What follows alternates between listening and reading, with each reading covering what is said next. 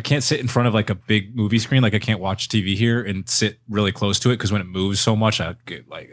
You would have lost your shit at the VR playground we went to yesterday. Where do we even start with this? I don't know. I wish we had like an expert on the show. VR is, we've talked about this at length before. I think VR is the next massive boom.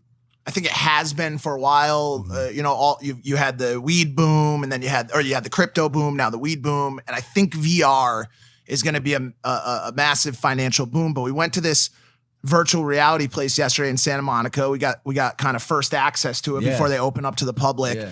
Full on immersive virtual reality experience where you have the headset. You have the noise canceling headphones that just provide you immersive sound from the experience. And you're in this massive room that you do not get to see until after the experience is over. That's lined with sensors all around the room. It's massive. I said massive probably 15 times in the past 2 seconds. Massive. It was massive. Like an 80 by 50 foot rectangle. Big room. And you go in there and you have a pack on your back, which is the CPU, the computer unit. You've got sensors on your hands and feet. And then when you get in there, they hand you a weapon, which is an assault rifle at times. You can change it into a Gatling gun, a chainsaw for zombies, a sniper rifle. And like, I didn't really know what to expect going into it. Me and him, had talked about VR a ton in the past, and I'm like, yo, this shit's gonna be cool once it happens. Blown away. Yeah. I mean, coolest thing in the world. It is one of the coolest experiences I've ever done. The gun that we were using recoils, dude. What? Dude, so it really feels like you're shooting a gun. And oh my God. It's so weird because in this place there's two it's an open space minus 2 cement columns that just hold the building up. Mm-hmm. But the program is programmed with obviously like spaces and walls. So it recognizes like the space you're in. Yo, we're sprinting around this place, and in the game again we see the pillar. Yeah. And in real life, we're running around. We can't see anything in real life, but we're missing the pillar by like 2 inches. Very close. It is so precise. Yeah. You run around a pit. Like Milton, actually, my boxing coach, who connected us to the people there, was playing, and he got fucked up, bro. He accidentally ran into a wall. Bad. Fucked his nose up. Had to stop playing. Blood bleeding like crazy. Yeah, because he tripped. I'll be honest. It's kind of dangerous. Does it like totally disorient you, or are you like a? Okay. Do you know that you're in this space? I don't know. I don't get it. When you walk out of there, I think the more time you spend in it, and I say this holistically in your life, the more hours you spend in there, the less you will know the difference between where you are. I mean, when we walked out of their walls, we weren't sure. Yeah. But since we only played for a couple hours, it was only for 15 minutes. But when you start spending hundreds of man hours inside that program, I guarantee you, similar to what we've seen in movies, you will start to be able to tell less and less about the difference. It is so like realistic. V1. There's multiple different game types. We played one where it's team versus team, and so it was him and Josie versus me and Amara and Hayden. Somehow we got Hayden as well. Shout out Hayden, which was great. He's probably a dog. Oh, he's a dog. He's great. He Strategy, plays video games, course. so he strategizes. I look up, someone sniped me from the roof. So there's in the game, there's you go into an elevator and you push a button and it elevates you above the map, and then you pull out the sniper rifle and you snipe down at other you're people. Still on the same level, right? Yeah. So that's what I think. What? That's where I think the motion sickness comes from. Because in the game, check us out. In the game, and everything you see, you're walking downstairs. Yeah. In real life, you're walking on a flat surface. Okay. A 1-level surface. In the game, you go up an elevator. In real life, you're not going anywhere. You're just standing. So your mind is telling you that you're either going up or down, but you're because think about when you're walking down somewhere, you're bending your knees a certain way. You feel it. So you're doing that, but you're not actually going up or down. It's fascinating. And I think the only reason this isn't already currently like the biggest industry in the world is because the tech has simply not caught up to the It's getting idea. close. It's so getting close. Like and him bringing that up is funny because ironically, the best part of the day was when the tech breaks down. So I'll be looking at Logan, and he's normally like a Halo style paratrooper with the mask on and the gun. Yeah. And out of nowhere, his hands will be coming out of the sides of his head.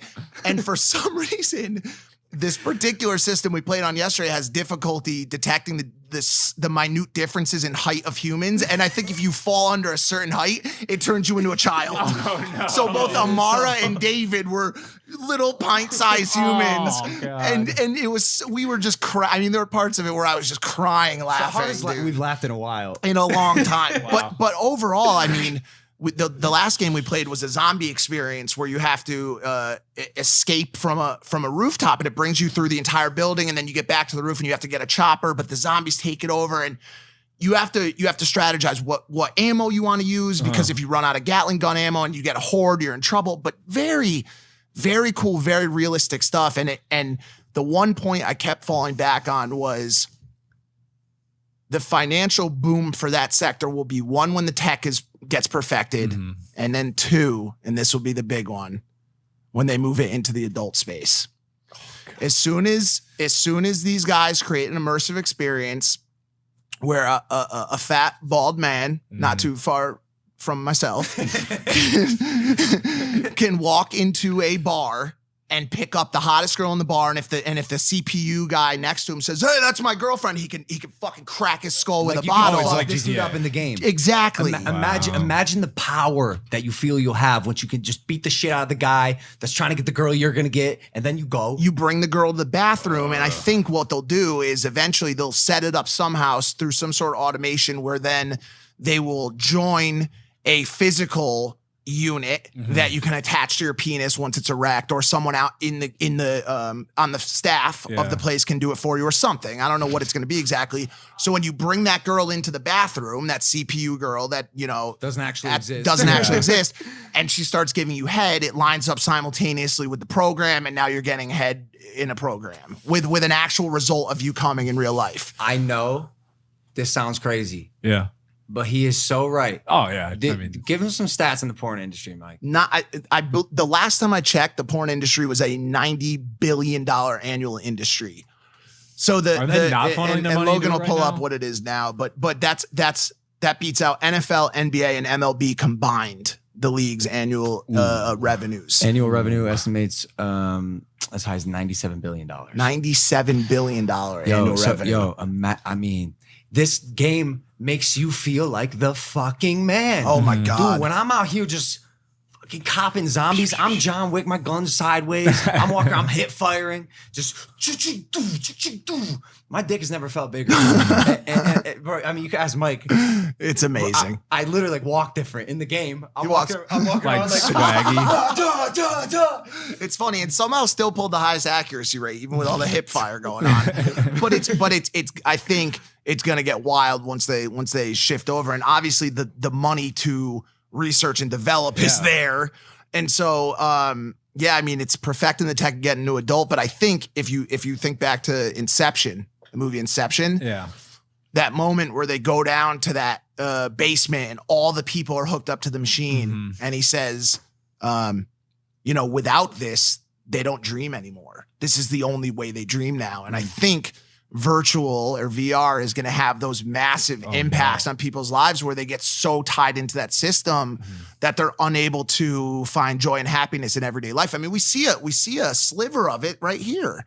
Yeah, we're cyborgs right now because of that. The only saving grace, because I agree, I 9,000% know that this is going to absolutely ruin people's lives. Why would you live in this fuckery if you could go in a game and kill zombies and fuck girls and be the man and the coolest person on the planet? Fuck a real life. It is so sick in there.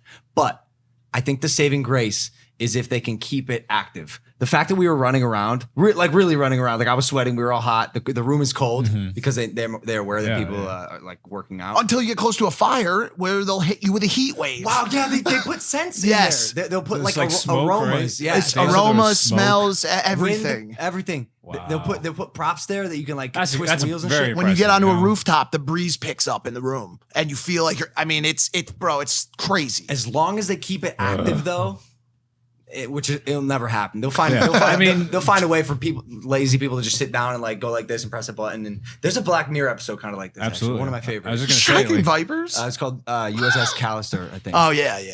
Yep. Striking Vipers. Oh, yo, that too. Oh, where they're on the ship. Yeah. And the guy on the Yep, he spaceship just puts a little Yeah. Neuralink on his head, and he's in the game. He just thinks about what he has to do. But I think what people, I mean, what do inventions? What does tech do? It solves problem. Mm-hmm. The problem of like, yo, my real life is boring, and I kind of don't want to like do anything. If you can get in this game, sit back and do nothing, people's lives will be ruined. People will be so addicted to this fantasy land that just isn't real life. So as cool as it is, we're also so aware of how dangerous this industry sure. could become. Could they like yeah. could they like take you to a beach or a mountain forest or anything? Anywhere Whatever you want. Whatever you want. I mean, like, that would be great. You know, if you could just sit there and sip a pina colada on the beach and like. That's what I'm saying. Why would you not do that all the time? It's coming. It really is. It Probably really because is. you'd have to like, if you get a personal system, you'd have to maintain it and you know, like have money to spend on your virtual reality machine. Like think about it. If you Maybe, you go to the bar in you know, call it in 20 years, and you order a virtual shot of your favorite drink, you could have a suit on that gives you a quick prick of that level of alcohol. And so you don't like you take the shot in your arm, water. you start to feel a little woozy. Now you're actually drunk in real life, so it's all meshing. All those experience, I guarantee you, we talk about like these as concepts and ideas. Yeah. We are always 25 years behind on the real tech. Somebody's working on this shit right now as we speak. In 20 years, you are going to be VR fucking some supermodel, regardless of if you're actually able to get your dick hard in real life. It's going to be it's actually all going to happen, and it's going to happen sooner than we think. I'm telling you, we're probably 15 to 20 years off tech perfection on this shit. Tech perfection. Yeah. You just put on a suit, motion sensors everywhere. You're literally in the game. Your hands aren't coming out of your head. Mike's character in the third game, this was the funniest shit. We're all shooting zombies. Sick, bro. Halo outfits, Master Chief status. And Mike's character is walking around like this. Chest out, chest forward, ass out. I'm like, what's wrong with you? Sometimes a gun comes out of his head. He's like, No, I thought you were gonna say the best part was, since I have size 13 feet and you know the foot sensors have to go around your foot, I pulled one of the loops too tight on it, and my foot sensor popped off. And so in the game, I had one leg. My leg fell off, and so for the remainder of the zombie game, I was walking around. At first, when it popped off, we were in an elevator, and my leg got stuck in the ceiling. Like that's the stuff when you see that stuff and you're in it. Even though you're facing hordes of the whole squad is dying laughing because nobody can focus. Not to mention, last thing before I do my ad read, you can imagine how stupid you look if you're not playing the game. Like people watching, four idiots running around with VR headsets and guns, just like, ridiculous. Yo, left, down, zombie, watch your back. Morons. Full grown men. Easiest way to explain it is, I'm sure you have, obviously, but for people watching this, have you ever seen a silent disco that you're not a part of, and you just have a bunch of people dance like this with their headphones on, and you're just watching, and you're like, what the fuck is going on?